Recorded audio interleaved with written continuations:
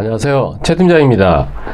오늘 영상은 상거래 채권의 채권 관리에 대해서 한번 말씀을 드리도록 하겠습니다.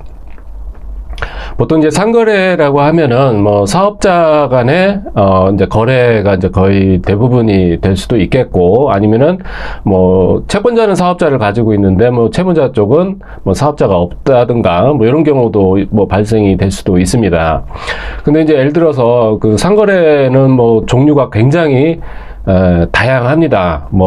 그 물품 대금에 해당되는 이런 그 물건에 관한 채권도 있을 것이고, 그 다음에 무슨 공사하고 관련돼 있는 이런 공사 대금에 해당되는 그런 채권도 있을 것이고, 하여튼 종류는 이 상거래상 발생이 될 수 있는 채권의 종류는 굉장히 다양한데, 그 중에서 이제 가장 빈번하게 이제 발생이 될 수 있는 채권이 그 물품 대금에 해당되는 채권이 가장 그 종류도 다양하고 많습니다. 자, 그랬을 경우에 이 채권이 발생이 되어졌을 경우에는 어떻게 대응을 해야 되고, 그리고 또 이럴 경우에 어떻게 이제 채권 확보를 하게 되는지에 대해서 한번 알아보도록 해보겠습니다. 자, 보통 그 거래 상대방과 이제 거래를 할 경우에는 외상을 이제 보통 깔아놓고 가는 경우가 거의 대부분일 겁니다. 물론 현금 결제로 해서 딱딱 받는 경우도 있겠지만은 계속적인 거래를 하다 보면은 이제 외상 대금 거래를 하는 경우가 거의 대부분일 텐데, 이럴 경우에 채권자는 이제 제조업을 운영을 하고 있는 그런 채권자일 수도 있겠고, 아니면 도매상이 될 수도 있겠고, 여러 가지 이제 그 사업의 형태가 있을 수가 있겠는데, 이제 통상적으로 그 물건을 가져가는 쪽의 입장은 좀 소규모 업체인 경우가 상당히 많죠. 상대적으로. 자, 그랬을 경우에 요즘에는 그 사업자 등록증에 주민번호라든가 이런 인적사항이 다 안 나옵니다. 옛날에는 사업자 등록증에 보면은 그 사업자의 대표의 주민번호라든가 이런 인적사항이 다 기재가 됐었는데, 지금은 이제 개인정보 보호 차원에서 사업자 등록증에 그게 다 기재가 안 되는 경우가 거의 대부분입니다.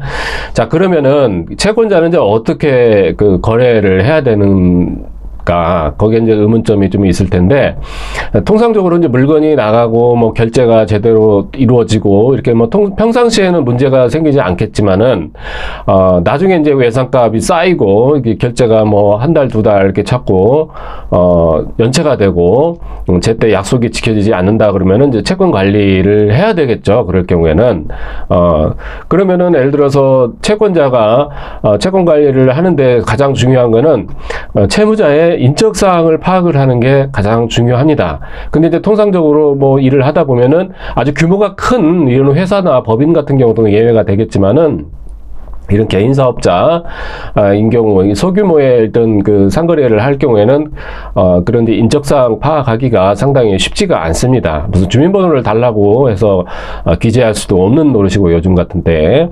자, 그렇기 때문에 채권자가 예를 들어서 제조업이다, 아니면 도매상이다, 이렇게 했을 때 그 물건을 주는 상대방이 개인 사업자라고 한다 그러면은 사업자 등록증을 꼭 받아 두시는 게 좋습니다.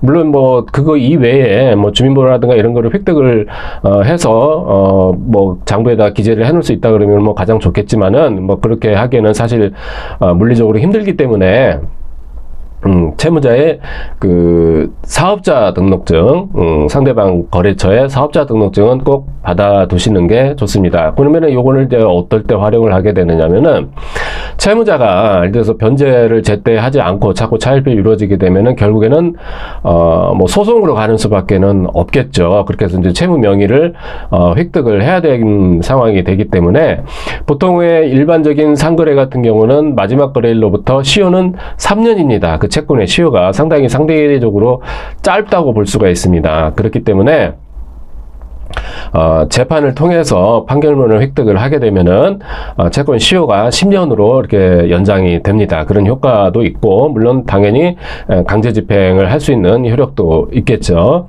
자, 그러면 이 소송을 할 때 이제 어떻게 진행을 하게 되느냐? 사업자 등록증을 받아놓게 되면은 그 사업자 등록증에 사업자 번호가 이제 나와 있게 되죠. 그래서 민사 소송을 제기를 해서 법원에서 국세청에다가 사실조회를 요청을 하게 됩니다. 그 채무자의 사업자 번호를 국세청에 제시를 하고, 국세청에서 그 사업자 번호가 있으니까 당연히 국세청에는 그 채무자의 인적사항이 보관이 되어 있겠죠. 자, 그래서 재판에 필요하니 그 채무자의 주민번호와 이런 인적사항을 통보를 해달라라고는 이런 사실조회 요청을 해서 그 주민번호를 확보를 해서 뭐 초본을 발부를 한 다음에 소송을 이제 제기를 하게 됩니다. 자, 그런데 이렇게 최소한의 그 서류인 사업자 등록증도 없는 경우에는 상당히 문제가 발생이 될 수가 있습니다. 일단은 소송 행위를 할 수 있는 게 좀 한계가 있게 되겠죠. 채무자의 주민번호나 이런 거를 모르기 때문에 주민번호를 모르면은 지급명령이라는 거를, 뭐 간단한 소송 절차지만 지급명령을 할 수가 없습니다. 왜냐, 주민번호를 모르기 때문에 상대방의 거주지, 주소지를 알 수가 없잖아요. 그렇기 때문에 지급명령은 그 필요 조건이 꼭 송달이 되어져야 됩니다. 송달이 되고 나서 2주의 이의신청 기간 동안 채무자가 이의를 제기를 하지 않으면 그 판결이 확정이 되는 이제 이런 효과가 있습니다. 그렇기 때문에 지급명령을 할 경우에는 채무자의 주민번호가 꼭 필수 불가결한 조건이 되겠습니다. 자, 그게 아니고 이제 소송을 제기를 할 경우에는 채무자가 그 사업자일 경우에는 그 사업자 번호만 알고 있어도 그리고 이제 그 채권에 대한 원인 서류만 갖춰져 있다 그러면은 법원에 소를 제기를 해서 민사 소송을 통해서 판결문을 획득을 할 수 있는 그런 방법이 있습니다.